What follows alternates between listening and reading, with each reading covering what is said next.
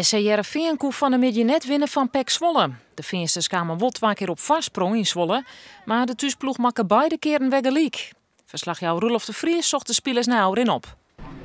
Nou, ik denk dat wij 9 of 10 wedstrijden voor hebben gestaan. Ja.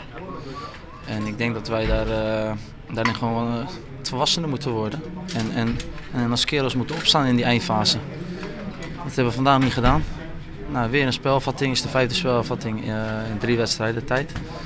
Na een afstandsschot, nou ja goed, dat kan een keer gebeuren. Dat doet hij niet expres. Fout van de keeper, ja. Nee, dat doet hij niet expres, maar het was wel een fout. Goed, er zit zoveel curve en draai aan die bal dat het wel lastig te keepen is. En verder, ja, je staat eigenlijk weer... ja goed, je hebt 1 punt, maar eigenlijk sta je gewoon weer met lege handen. Hoe kan dat? Dat jullie uiteindelijk 2 keer voorkomen en dat toch niet over de streep trekken? Nou, ik vind dat het eigenlijk zo gegaan is dat we in de eerste helft gewoon heel goed gevoetbald hebben. We zijn heel geduldig geweest. We konden steeds de vrije man vinden in het middenveld.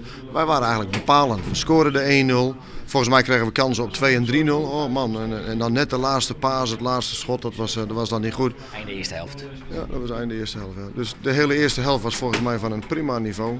Hier in Zwolle, waar ze alles gewonnen hadden.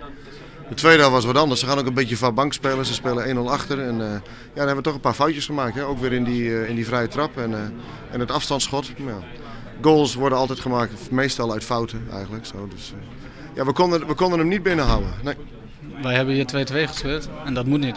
Ik vind dat wij hier moeten winnen. Je scoort vroeg en dan, krijg je de 1-1. Oké, kan gebeuren. Dan schiet je de tweede. En dan krijg je uit 30 meter een schot in de kruising. En ik vind het wel jammer dat wij hier verliezen. Het is wel leuk dat ik nu bovenaan sta in de Eredivisie, maar het is het begin van de seizoen alleen 10 wedstrijden gespeeld en er komen nog een paar meer. Ja. Oh, kijk. Ja, nee, duidelijk. Wedstrijden bedoel ik. Oh, ik dacht doelpunten. Nee, wedstrijden. Ja, die ook wel toch, doelpunten? Ja, die hoop ik ook in. En